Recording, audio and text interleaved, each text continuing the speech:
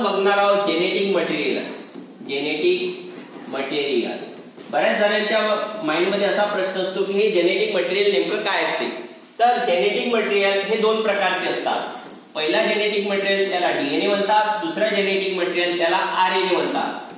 तर हे दोन्ही प्रकारचे जेनेटिक मटेरियल वेगवेगळ्या ऑर्गॅनिझम मध्ये आपल्याला पाहायला मिळतात. जसं की ॲनिमल सेल मध्ये जो न्यूक्लियस राहतो, न्यूक्लियसच्या आतमध्ये आपल्याला जेनेटिक मटेरियल पाहायला मिळतो. तो जेनेटिक मटेरियल असतो डीएनए.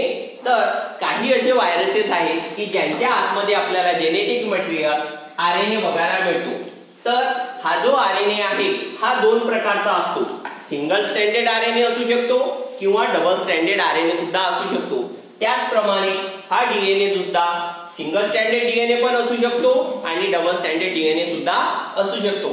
डीएनएचा जो लॉंग फॉर्म येतो त्याला आपण डीऑक्सी रायबो न्यूक्लिक ऍसिड म्हणतो. तर आरएनए ला आपण रायबो न्यूक्लिक ऍसिड म्हणतो. तर आरएनए आणि डीएनए यामध्ये एक असा फरक असतो की जो रायबोज शुगर आहे त्यामधला रायबोज शुगर मधला जो सेकंड नंबरचा जो कार्बन असतो त्या ठिकाणी जो ऑक्सिजन हा त्या ठिकाणून रिमूव्ह झालेला असतो.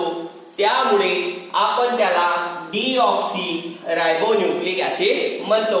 तर आरएनए मध्ये हा सेकंड नंबरचा जो कार्बन असतो त्या ठिकाणाहून ऑक्सिजन रिमूव्ह झालेला नसतो. त्यामुळे आपण त्याला रायबोन्यूक्लिक ऍसिड म्हणतो. तर डीएनए आणि आरएनए मध्ये एकमेव फरक असा आहे की सेकंड नंबरचा जो कार्बन असतो पेंटो शुगर मधला त्यामध्ये ऑक्सिजन हा रिमूव्ह झालेला असतो. त्याच प्रोसेसला आपण डीऑक्सी असे म्हणतो. तर अशा प्रकारे आपण जेनेटिक मटेरियल बघितलेले आहे. दोन प्रकारचे जेनेटिक मटेरियल डीएनए आणि आरएनए.